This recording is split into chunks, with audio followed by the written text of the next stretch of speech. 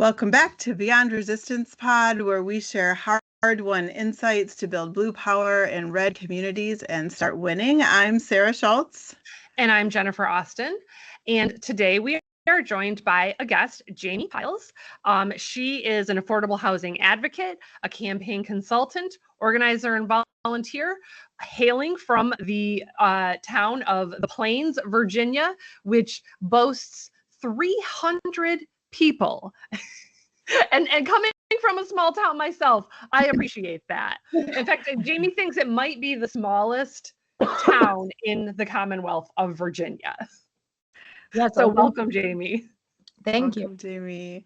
And Jennifer and I met Jiamie at CrookedCon last week, which we spoke about on our last pod, which is a convention of folks coming together, talk about progressive messaging and ideas in the space of podcasts and other media.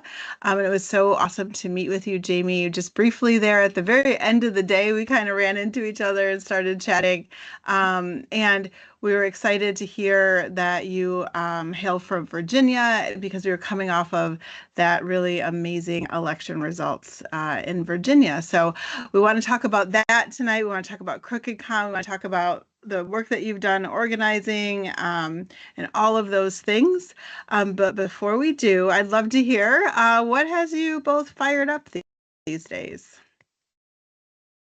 Do you want to go first, Jiamie, or do you want me to? I'll go first. I'll Okay. go. Let's dive in here. I was all fired up about the Senate Democrats' decision most recently, right? I think a lot of us were. Of course, that has been a little bit put to the side based off of what's happening with the Epstein files today and everything happening on the Hill. Very happy that our Congresswoman from Arizona was sworn in today. Holler. Yes. Finally.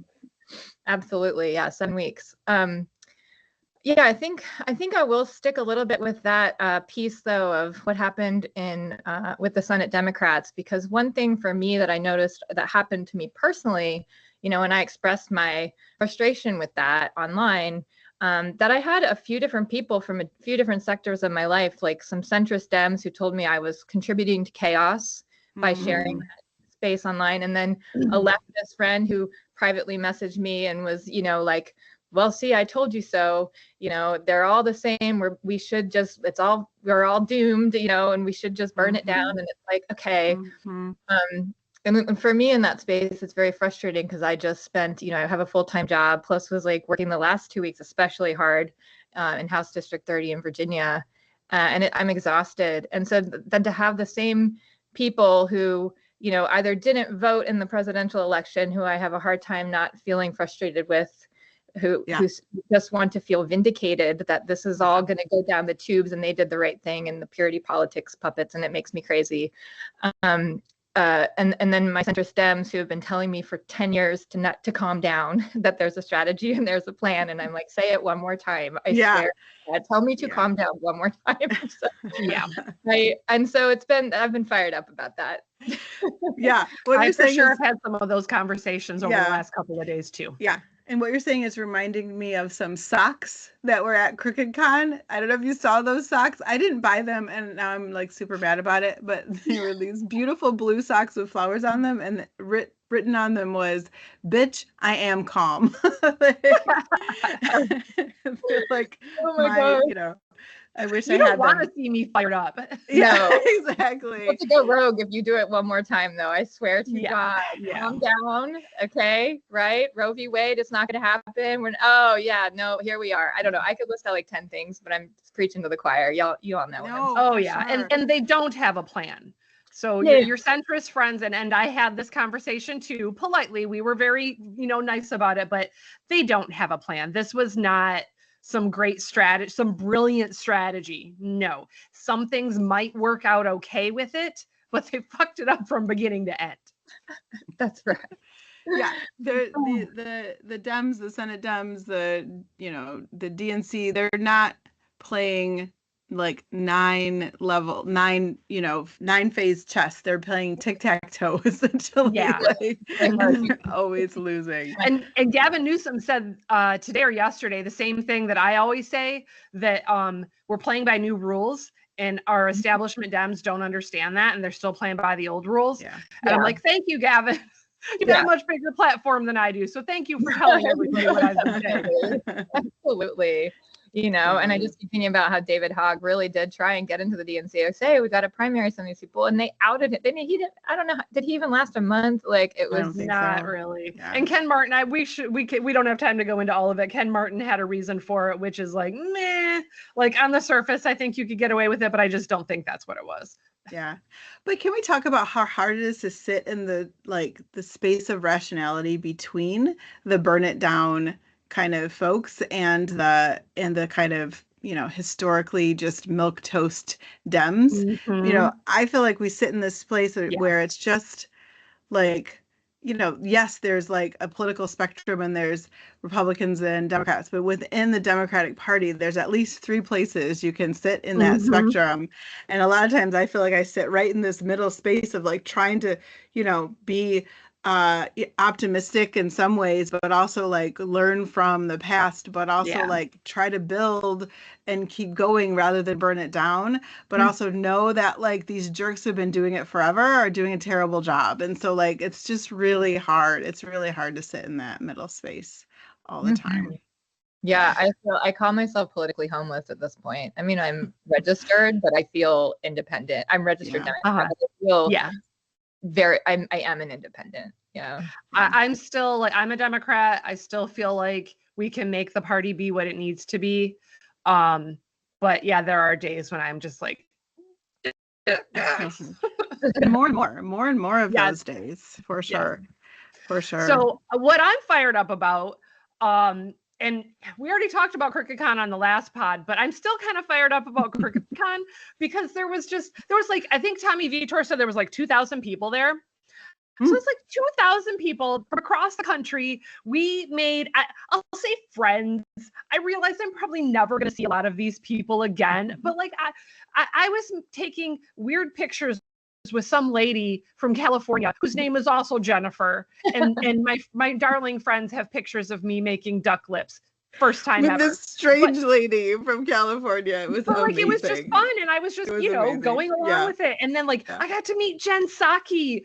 And I didn't get to meet Tommy. I did get to meet Tommy. And I met John Favreau and Dan Pfeiffer. And like, I saw Jane Cosin in a hallway. And I'm like, oh my gosh, Jane, I love you. And she's like, yay. Like, I'm sorry. You're like our rock stars. But yeah, I got to have a lot of great conversations with, you know, famous people, but then also non-famous people like Jiamie that, you know, we get to talk on the pod now. And I'm just still super fired up about that and all the different conversations I had with people.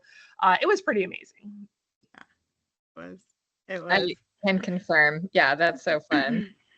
It makes me think about like also what somebody has said about the protest, like the No Kings protest, and like there's like all this chatter about like, was it worthwhile and what did you have even accomplish and all of that. But if like all you do is get into a space with people who are like-minded and you look around and you go like, hey, there is a movement here. Hey, there is like sanity that is prevailing at least in corners of the country, then that is worthwhile. And I felt like being in that space, knowing that some folks had, you know, like we drove from Michigan, you know, 9 hours to get to Washington, D.C. We met people who flew from California. It was that important to them. This wasn't like people for the most part who came because their jobs sent them. Is people who took time off work to buy plane tickets and buy, you know, tickets to the convention and show up because this matters so much. So it was pretty inspirational, the whole thing. Yeah. Yeah, I couldn't agree more. I felt great after I only got to go for that last day, but it was amazing. And I saw one of my favorites, Alex Perlman, who's a content creator. I don't know if you're familiar with him. I saw him in Philadelphia at the No Kings protest. There was like 100K of us there, but I got a little early and I went up. And that's before I talked about my political page, Political Junkyard, that got wiped out right before the election. And that's a whole nother conversation. But I had a good platform of, you know, tens of thousands of people. And I saw Alex Perlman there and I was like, oh my God, you're one of my favorites. And he followed me and I was so excited. So then I saw him at Cricket Con and I was like, no, I can't do it again. I'm not trying to be the hey, yeah. again. Anyway, so cool. So fun, So cool. you know? Yeah. Super cool. Well, Jiamie, as we've mentioned the election last week. Was it last week? It's all a blur to me now. Like literally a week and a day ago. Yeah, it was last Tuesday, wasn't it? It was like 2 months ago at least, but oh my gosh. Okay. So one of the cool things about being at Cricket Con when we were also kind of on a high from the election just a couple days beforehand. And we were, that included the win in New York City, the wins out in California, but also kind of top of that list was all of the amazing and groundbreaking wins that you all had in Virginia. And so knowing kind of your role in politics over the years and campaigns and organizing, I guess I'd first just wonder what was it like on, Tuesday night, Wednesday morning, as far as like hearing the wins and, your experiences that way? Yeah, it was definitely elation would be a good word, especially because of all the stress kind of moving up into that, right? It was just there's so much stress going on. I think I started, so I was in House District 30. That's the candidate I was working with.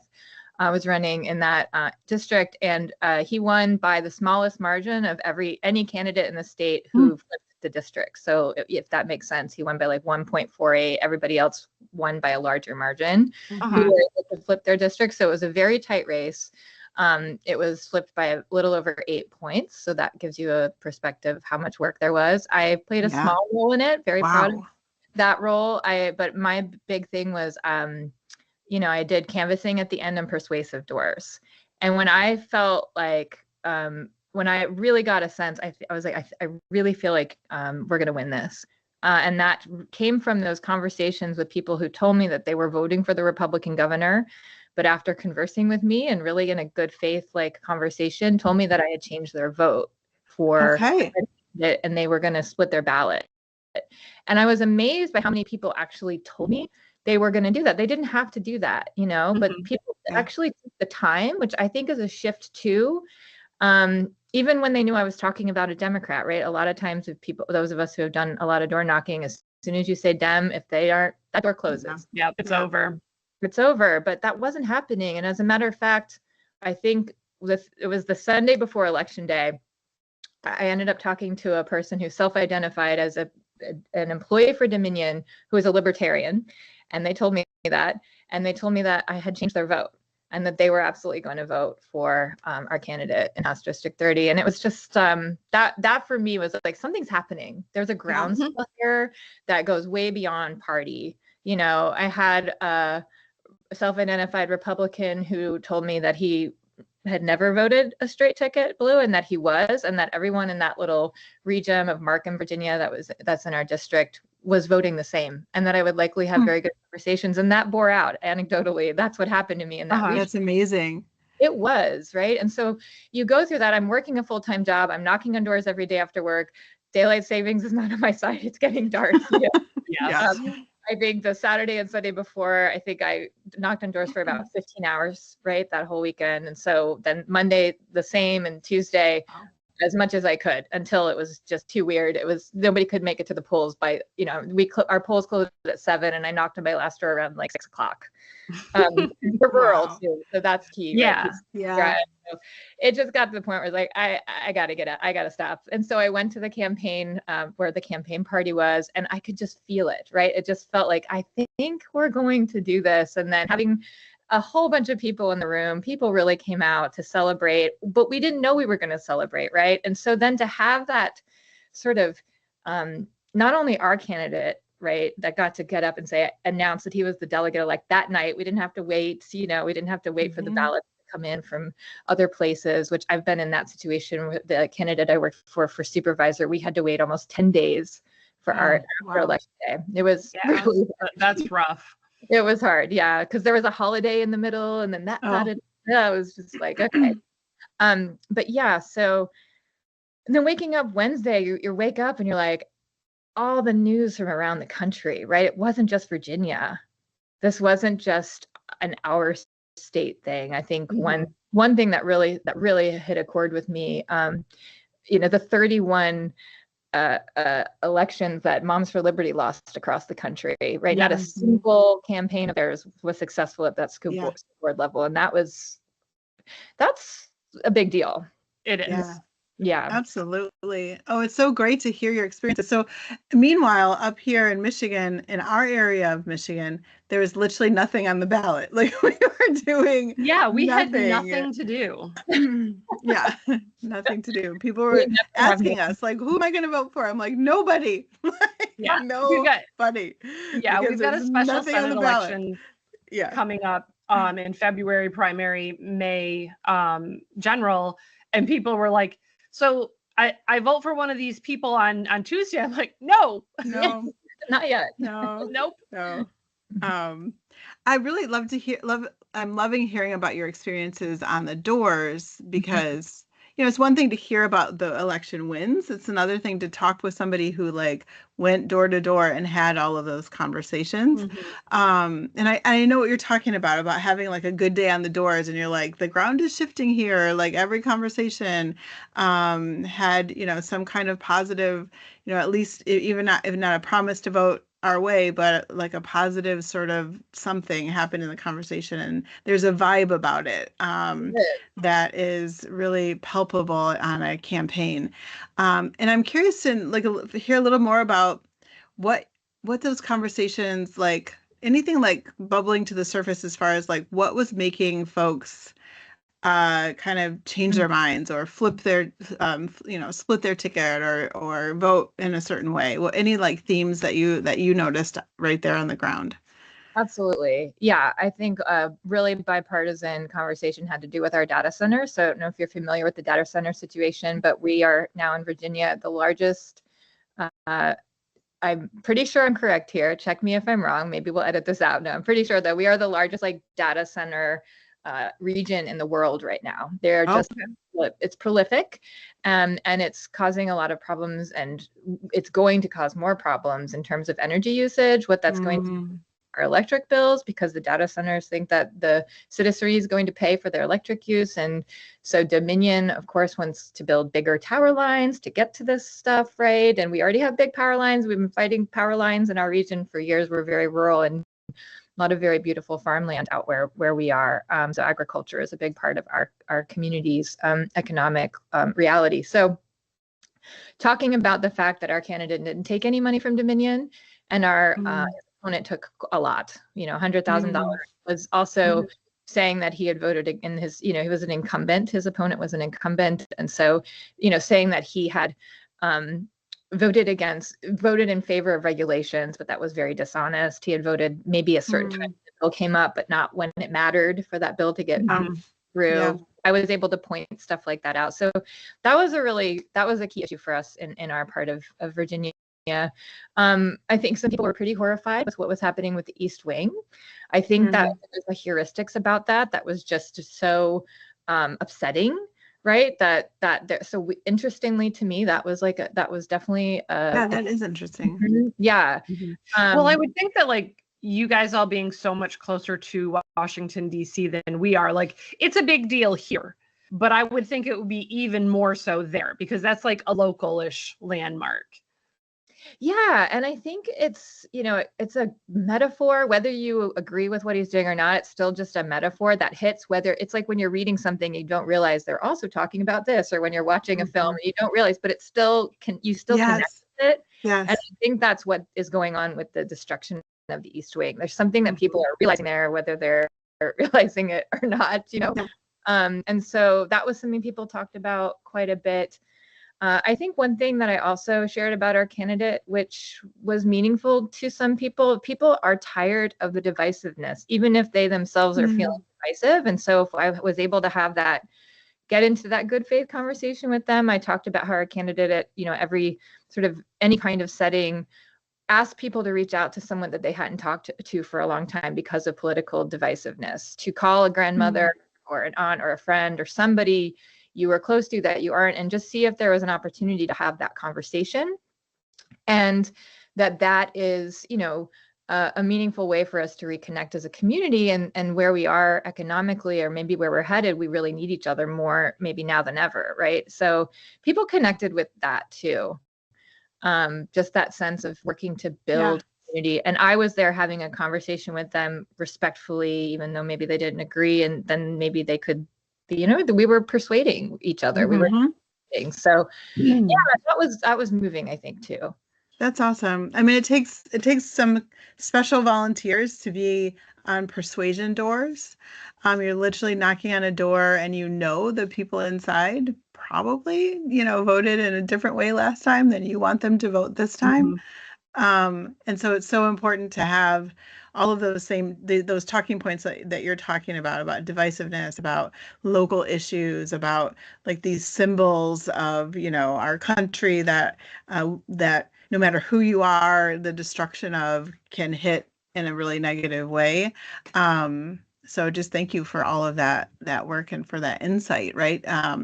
Because Virginia is a bellwether for the rest of the country.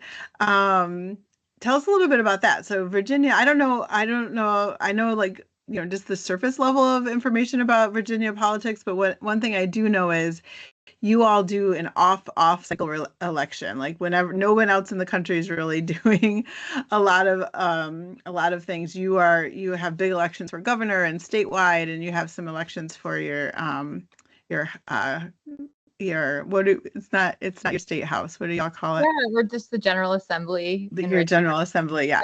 Yeah. So yeah, what's that like to have Virginia those? has to be different. Commonwealth, as they say. Yes. Yeah. Well, just full disclosure, I was paid by the campaign, so I don't want to not say that I don't want to say that I was a volunteer and misrepresent that. I was paid, and just to kind of build on that a little bit, and I will get back to the Virginia Bellwether question, but it just something came up that I think is maybe interesting and connects to CrookedCon too, is just one of the work rooms. I forget the name of that. Do you remember the name? The room that was kind of by in the, oh, well, anyway, it was a workshop room, and they were talking about innovative campaign ideas, and just like, okay, it was like the VSA activity hub or something. That's right. Yeah. And they were kind of talking about making sure that in campaigns we don't like kill innovative ideas. And something that I really got excited about from doing that work, and from the campaign I worked on for the Independent for Board of Supervisor in 2023, is not reframing how we manage turf, right? I had some doors on those persuasive doors that were maybe leaning Dem, maybe leaning R, but I would love to start training people to do all the doors, because that's what we had to do with the independent candidate. Don't get turf that you just go to the next house. You just talk to everyone, give it a chance, give it a try, and start doing that innovative work to have those conversations. And so I'm working right now on creating a little training for that we might use with our local Indivisible chapter. Awesome. They would have me come in so we can create more volunteers who are able to do that work. Awesome. So anyway, I love that. Yeah, I'm excited about it. That just kind of came up at a meeting on Monday. So it's a very brand new baby. So we'll see how she goes. But yeah, Virginia, it's exhausting. We just went through a very traumatic presidential election, and now we're in this. Thank God the results were, so good. But it is exhausting, right? And then we have the midterms coming up again. And, of course, our state house elections are also every 2 years. And so that all happens again at the same time as our midterms at the congressional level. And then in 2 years, locally in my county of Fauquier County, Virginia, that is how you say it. Excuse me, if there are going to be captions, you will have to respell that. Will you say it again? That's something great. It's Fauquier, and it's pronounced Fauquier. Yes. Okay. But yeah, so we also have our Board of Supervisor candidates that are up, right? So our local elections are happening, hyper local elections are happening, and that's the big deal. So it's a lot, and it's happening every year, right? Yeah. There's just not a break. So, but in some ways, it really keeps you engaged in a very important way with what's going on, and at that I really enjoy that hyper local level, right? I volunteer, I do different things in my community whenever I can. Friends or neighbors will call, and I'll do anything I can to help connect people to resources and that kind of thing. And so, when you're in that political space so consistently, I'm really dialed in a way that I might not be, right? So kudos to you all for staying in. Staying dialed in, even when we don't have to. But we don't have a whole lot of choice, but it occurs to me though that there's a huge benefit to that dialing in, and also when it comes to like I'm glad to hear that you got paid for your work. That's important. And what happens in Michigan, I think, and with the sort of Democratic Party sort of infrastructure, is like it like builds up for campaign and then it just like falls apart. And then 2 years later, it sort of builds up again, and you have all these new people, and they're new to the world of politics, and they don't really know what they're doing. So there's a lot of training that has to happen, and it builds up, and then election happens, and it falls apart. And those people just go. My campaign manager in 2018 left and went to Virginia because he was looking for a political job. And so, in some ways we do ourselves a disservice because we like lose amazing people that we spent a lot of time building and training and developing because we don't have anything for them after the election, and they have to still eat and make a living. And so, I totally hear you, and I can only imagine how exhausting it is, but there seems to be some benefit there. No, that's absolutely true. I know it was so hard. It was so wonderful that the candidate I worked for in 2023, it was just he and I, so I got to be called his campaign, we called me his campaign colleague. And then later when we were doing the resume, he was like, yeah, no, you were my chief of staff or whatever you want to call yourself. But there were no staff positions in our county. There are no staff positions in our county for Board of Supervisors, unlike counties around us, which was so disappointing because that would have been exactly where I would have gone, And so I was kind of at sea after that. I did this thing. And then, I didn't get scooped up by establishment Dems. I haven't ever been their favorite locally. And so that was hard because I had learned a lot and I had a lot to offer. And so not even a single person called me to help out with anything related to Kamala's campaign. And I would have loved to have been helpful. So that was hard, I think. But, I still knocked on doors for free for her. And I did it in a different county because I didn't want to have to deal with the people who didn't ask me to help. Right? Yeah. I know. That's the one thing I hate about politics is the high schoolishness of it. Oof. I don't like that person anymore, so we're not talking to them. And sometimes it can be so cliquey, and it's like, oh my gosh, can we just work together and get this done? Yeah. I have to be honest. I sometimes don't do myself any favor, right? I'm a fireball, and so I'll dish it out. So I could make life easier. I could try, but I don't always. I could try, but I don't. I'm there, and I'm there. It matters, and I will do the work to help the right people get it. And that's where I have to just accept that about myself. That's awesome, and that's necessary. Tell us about Ike Broaddus. Is that how you pronounce his name? Okay. He ran for Scott District Supervisor in Fauquier County. That's right, Fauquier County. As an independent, and you expressed that's where you learned a lot of your persuasion. So just tell us about that and how maybe that set things up for this election.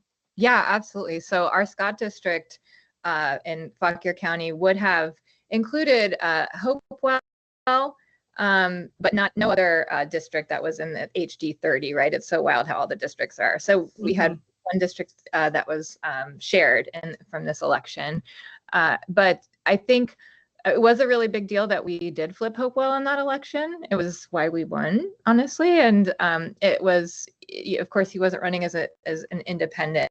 As a Democrat, but nonetheless, we flipped it. And like I said in my email to you earlier, as far as we can tell, it's the first time that a non-Republican has ever won that district in the history of our. Amazing.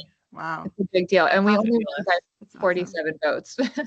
But that's exactly what So, Sarah and I have done a lot of work here in Midland County. We flipped our city from a red city to a blue city, working on our county. And that's our whole purpose, is to share the things we learn. So it's people like you that have also done that we really want to have here, talking about the things that you've done. Like, what do you think was a key element to help you guys flip that district? Yeah, I think that's a really good question. Again, one thing is that we are, as independents, we weren't given we didn't have any infrastructure in terms of the minivan or any way to figure out what door to knock on. And we actually did try and fool around with that for a while with whatever data we could get from different people. And we realized we were wasting all this time trying to create turf, that we weren't actually talking to people. And we said, okay, that's not working. And Ike was like, we're just going to knock on doors. And I was like, all the doors? He was like, that's right, all the doors. Now, there, I think 70, well, I forget how many people were in the Scott district, maybe 15,000, something like that. But too many for us to knock from July to October, just the two of us. And, we didn't have a lot of volunteers for our campaign. In fact, maybe total of 4 who each came on a different day at one other time. But we did knock on just under 4,000 doors between July and November, just the two of us. Wow. So that's a big, amazing. Wow. And we just started knocking on doors. And, I think, full disclosure, there were again, this was a situation where some of the more established local Democrats weren't happy that I had been hired, because they saw me as sort of this firebrand person who was unserious, right? And maybe wouldn't know how to do what needed to be done. And that is not something, that's not conjecture. One of them actually, she was very surprised, she vocalized that to me very clearly at a public place. And I was, it was surprising, because I thought this person was my friend, and if anything would have helped me do better to succeed, and instead tried to talk me down, from it. So a candid conversation where I just spoke to Ike, and I was, listen, people don't think that you should hire me. Perhaps you should hire somebody else. I want you to win. I'll still support you. And he was like, nope. Hired you, we're doing this, let's keep it going. And so we got to settle down and just focus on the race. And I grew a lot, because truthfully, I had been very firebrand, very, if you're with this, then you're wrong, and I started having conversations with people and connecting with people, neighbors, and people I didn't know. And we just started talking about our community. I started, instead of, immediately talking about Ike, I would just say, my name's Jiamie. I'm here to just talk a little bit about the candidate running in our district. I always said our, because I wanted them to know that it was my community too. And I would just say, I'd love to hear a little bit about what matters to you in our community right now. And we'd end up having a conversation about what mattered to them. And so there were different parts of the district that had different things, right? Brookside, it was, people are speeding too much. We really need to get some kind of, we need people to slow down in our neighborhood. And over in Bunker Hill, they needed broadband. They've been fighting forever as a community. And some people had enough money to do a collaboration thing to get that in there, but some people couldn't participate. And, so I can still, in my little town of the Plains, which is in the Scott district, it was water issues, right? They've been building all these developments down the road, and they're worried about their well water. And the town water. And I could go on and on, right? It was amazing what I learned in those conversations. And when you get into those really local conversations, some of that other stuff starts just it's not as important, right? It's others. But what if we can find things where we have commonality? And then from there, it's kind of amazing what other conversations might start unfolding. Yeah, I love that. that. Yeah, I see two things out of what you're saying there. One is, giving people a chance to prove themselves and finding their best magic and putting it in the right spot. That's something we have learned. We've given people chances to prove to us they could not do the job. and that's fine. We gave them a chance. And then we've had other people that we didn't know how they were going to do. And it's they just exploded and did amazing. And, they're one of the best volunteers or people that were hired.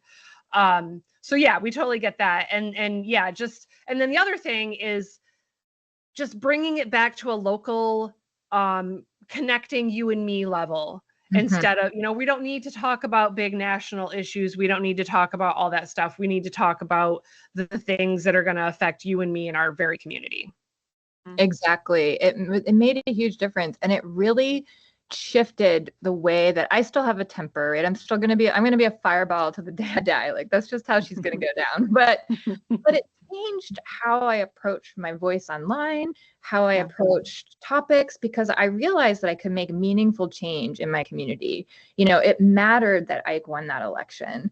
It really did. It made a big difference. Like, we have the potential for like solar power coming into our community for the first time ever because of his influence. And that's a really big deal, right? We are not going to have the prolific data centers in our rural farmland. Maybe there'll be some in our service districts, but we're going to have some protection there.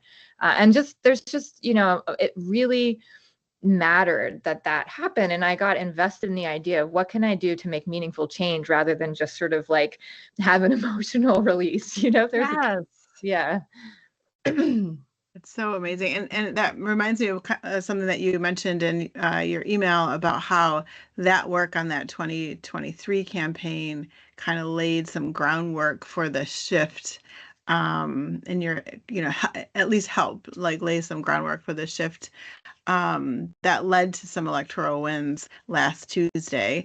And that's very special to me because I mentioned that I ran for a Michigan State House here in our area. I ran when it was very red and known to be very red space. The Democrat who ran before me for the seat lost by like 13 points, and I lost by less than 2. And so we were able to like move the needle, shift things. And so we like to say around here, there are more ways to win than winning elections because you're like shifting you're moving hearts and minds, which might take more than one conversation.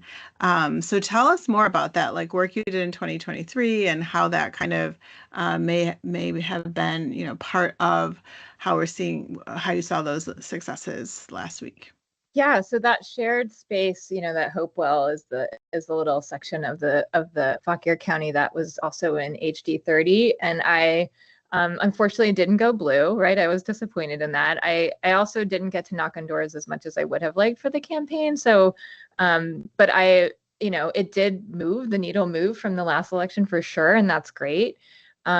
But I think so for me, it was probably a little more of just the personal space of, okay, I was able to have these conversations. I wasn't learning how to have the conversations. I was actually, they were becoming more advanced. I was getting better at it. Right. And so that was exciting. And that's what led me to say, like, I'd really like to help other people learn how to do this. And then maybe we really could move that needle. And if we could get agreement from, if we can get enough volunteers who know how to do what I was doing on the doors, and I'm sure what others like yourselves know how to do too, right? But more importantly, it's just getting a large constituency that does that well. And then we don't have to just give someone like me turf that maybe 2 other people have gone to that house before me anyway. Yeah. Let's get me to some door that no one's been at. Let's have a conversation that hasn't happened yet, And I really think that's where we are going to start being able to see some real change at a larger, in a larger way in our community. You've done the work in yours. Like ours is still a work in progress, which makes it exciting in some ways because there's opportunity there. Yeah. I mean, ours is still a work in progress too. We have to hold points over the blue in the city. Yeah. And we're trying to hold on. And then of course we've got work to do in the county. And then we also work with other county parties around us. So we really want to help them as much as possible too, because we're all in this together. To be a High School Musical song there, but there's no point in not helping each other because it all affects us. I think it's so interesting to me that like your community made a shift and voted for somebody that was an independent, and then sort of made a shift and voted for somebody who was a Democrat. And I think that there's something about that I've noticed here in our community that probably exists everywhere is like your politics are connected to your identity, and it's really hard to like break from that. So we had people who in 2018 were like, I've always been a Democrat. My dad was a Democrat. My mom was, my grandparents Republican. I've always been a Republican, for all my whole life. And it's like part of who you are. But I think once you convince somebody to vote for their first something else, maybe it's a independent, maybe it's a Democrat that they happen to like, then it makes it easier for them to do it again and again and again, right? Kind of breaking that identity connection to it and really putting it back to like, what's the rational choice here, regardless of party. So that like journey from Republican to independent to Democrat in your area, super interesting to me because it's connecting me to that identity theory. Ooh, I like that. And also, right, a lot of times with the Republican Party, there's a religious component in there too. Yeah. A lot of people will bring up that their Christian faith is a big deal. And I forgot to kind of mention that another thing that was really happening on the doors is that the Republican candidate who'd been in office, right, he's incumbent for 2 years, made a very disturbing vote that provided custody to men who had committed assault against women and impregnated them, right? So he wanted these women to be connected to their assailant into perpetuity with a child, right? So, and you know, that bill was like, he voted against it. It did get passed. It had bipartisan support. Governor Youngkin signed it into law that women know we do not have to share custody with an assaulter, right? So that was a big deal because I had one person who was a little bit more hostile than most, who was talking about how, you know, he was very Christian and I didn't know anything about that. And we were going to get back to the way things were and all this stuff. And I was like, well, do you think a Christian would vote for this? Why would that be what a Christian person would do? And that really stopped him in his tracks. Yeah. He actually looked at me. He wasn't hostile. And he said, I don't know. Yeah. And we had a little bit of a conversation and he actually was very pleasant when he said good night to me.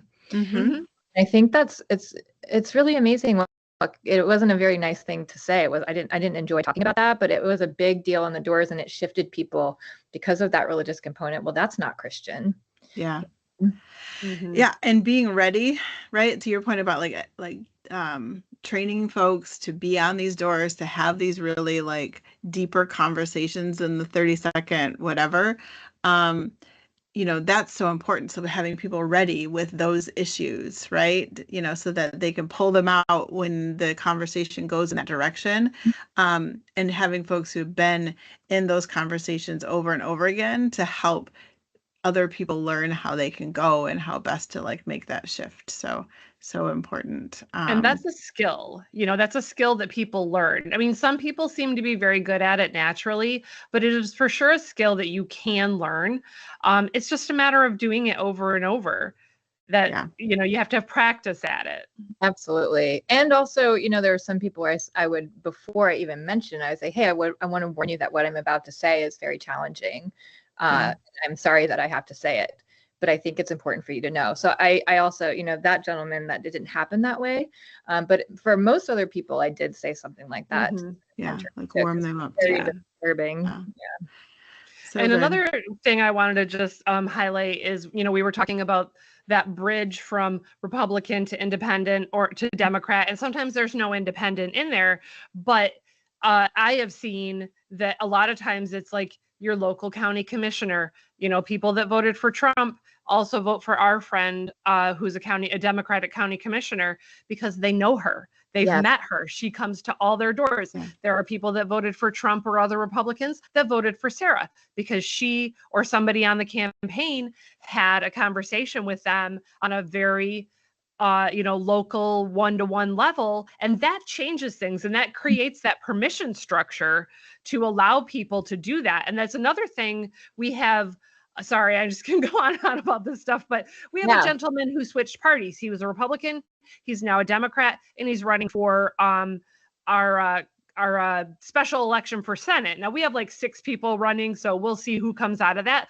But some Democrats are like, no, he was a Republican. I want nothing to do with him. And I'm like, he's changed his mind and he wants to be on our side. And you don't have to vote for him, but we should at least welcome him in, because how are we going to convince other people to vote for Democrats or at least to not vote for some of these awful Republicans if we're not even going to accept the ones that want to come over to us? Yeah, I couldn't agree with that more. And also, addendum, it has been very disturbing in places like North Carolina when important Democrats, so-called Democrats, switched to being Republicans and changed the whole timber of like culture in some of these state Yeah. houses. So I do understand the like being a little bit nervous about that. Yeah, I do too, and we were too, and it's, you know, we've talked to him, and I feel that he's got a very long road if he's going to try to win this. So I'm not too concerned. Totally. But regardless, you know, he's changing his mind about things, and let's give him a chance. Yeah, I couldn't agree with you more. I've never been in the camp of like, don't welcome people. And there's, you know, I've studied a bit about sort of cults, right? I think I've identified MAGA as a cult pretty early on at a point in time where people told me that I was being a little bit overzealous. And I'm like, no, I stand by that. And I'm very proud I did. Here we are. Disturbed that it was, you know, part of our culture, which it hadn't happened. Don't want to be right. So that's all I can say about that. However, I did a deep dive just sort of into the history of cults, right? In America and otherwise, just a lot of cults. And it turns out cults are as American as apple pie, unfortunately. Nothing about MAGA that's a new phenomena. And then I'm like, okay, so how do we uncult people, right? And there's all kinds of podcasts and a lot of people who know a lot more about this than I do. But, you know, over and over again, the empirical evidence that I came across was the number one way to help someone uncult is kindness. That's it. That, yeah. It's like you can tell them they're wrong all day long. That's not going to do it. But when you are able to do what we're talking about and actually welcome someone in, let's talk about this, or be kind, or just help them when they need help, right? Here's food. I'm not going to not help you because you made some mistakes. Maybe you did some really bad things, but I'd rather you know, the only thing worse than not figuring it out now would be to never figure it out at all, right? Yeah. That's super insightful. And I think that the thing that the way that I equate the little I know about cults with MAGA is that it's so connected to identity, and there's like a ton of fear about letting go of a piece of your identity. And so like if I've been rah Trump forever, and the folks who are all in MAGA are, you know, they literally wear it every day on their bodies. They paint their trucks. They, you know, that it's so connected to their identity. If you try to rationalize them away from that, there's so much fear behind it, because who are they if they're not that anymore?